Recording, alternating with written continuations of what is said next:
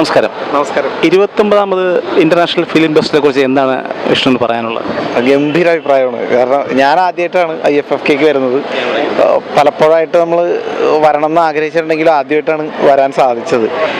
എൻ്റെ ഒരു സിനിമ ഉണ്ടായിരുന്നു, പാൻ ഇന്ത്യൻ സ്റ്റോറി എന്ന് പറഞ്ഞിട്ട്.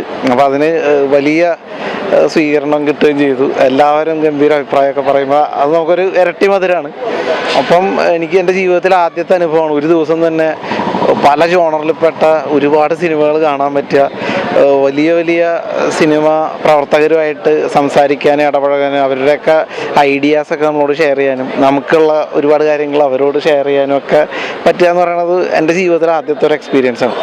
അപ്പോൾ എനിക്കൊരിക്കലും മറക്കാൻ പറ്റില്ല 29th IFFK. ഗംഭീര എക്സ്പീരിയൻസ് ആയിരുന്നു.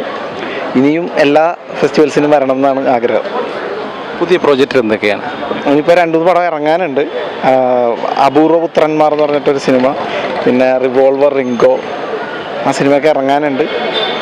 ഇപ്പോൾ തുടങ്ങാൻ പോണ സിനിമയ്ക്ക് പേരിട്ടിട്ടില്ല. പുതിയൊരു പരിപാടി തുടങ്ങാൻ പോകണം ജനുവരിയിൽ. എന്തായാലും 2025 നമ്മൾ കടക്കാൻ ആരംഭിക്കും. എന്തായാലും ജനങ്ങളോട് എന്താണ് പറയാനുള്ളത്? അയ്യോ, എന്താ പറയാൻ, എല്ലാവരും ഹാപ്പി ആയിട്ട് ജീവിക്കല്ലേ, കൂട്ടത്തിൽ സിനിമ കാണുക ഇടയ്ക്ക്.